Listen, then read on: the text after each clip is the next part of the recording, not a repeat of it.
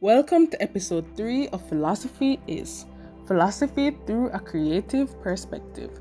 Philosophy is a search for certainty. In my last post, I spoke about how philosophy tends to encourage us to take a deeper look and to widen our perspective on the world. I believe philosophy does this with a purpose. It encourages us to examine what we believe we know, and it asks us, can we really be certain about anything?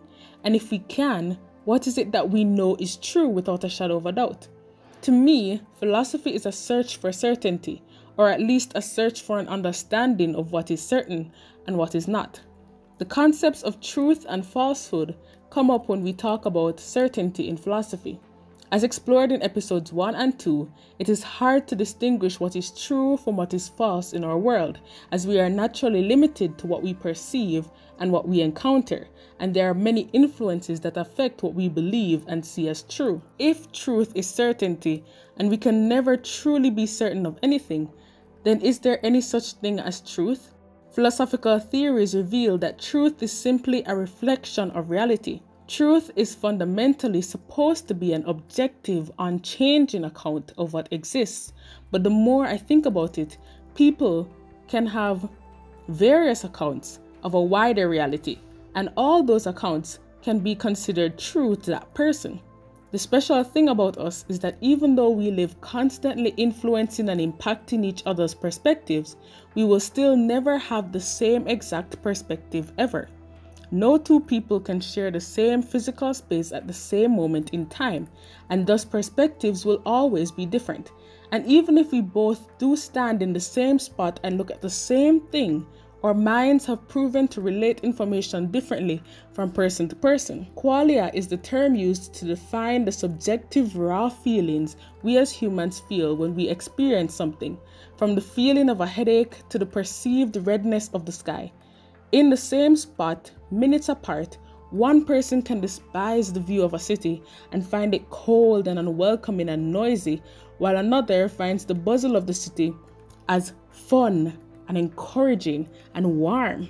The city hasn't changed. The truth of the city hasn't really changed. It's a busy city with a steady, chilly climate, but the perspective has changed for these two people who experience basically the same experience. Another way that perspective changes because of our individual outlooks is seen in how different people interact with certain audio illusions and optical illusions. All these instances support the notion that our senses aren't trustworthy. Truth takes more than just a set of functioning sensory organs. You have to develop other means of determining reality. After looking deeper into the concept of truth, I realized I had developed a new perspective on the concepts of truth and knowledge. Philosophy allowed me to realize that truth is a man-made concept that is mostly an illusion. I learned that there is little that you cannot doubt, and if certainty and truth is supposed to be what you cannot doubt, then undoubtable truths or certainty is scarce. My theory of truth is that the nature of truth lies in what we trust. I believe that what we as humans have in abundance is not truth, but trust or faith. We trust that we are alive. We trust that we are not just a brain in a vat. We have faith in science and in our senses in a similar way that we have faith in a reliable friend to keep a promise, or in the same way that we trust our vehicles to work every morning when we turn it on to go to school and work each morning. We trust that the sun will rise and set as it always does because these things normally happen. We trust in these things in life, and we consider these things as true or as facts because they are reliable and predictable, but they are far from certain. I'm sure everyone has had everything go completely against what normally happens. That friend that you trusted does something untrustworthy for once. The car all of a sudden can decide not to work that morning, and even the sun could disappear. We trust that these things will go on as usual, but we cannot be certain of anything.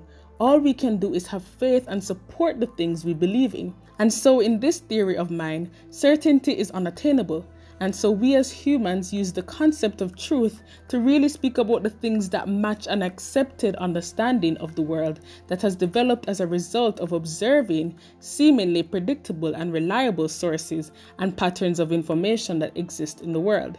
We use our senses to gather information on the world through our limited perspective and use our consciousness and intelligence to try to make sense of what is most likely the closest thing to reality, and then we label it truth and live our lives having faith in these pre-established truths. I suppose some ancient and modern philosophers are right in thinking that the only thing that we can be certain of is that we can't be certain, and the only thing that we can't doubt is doubt itself.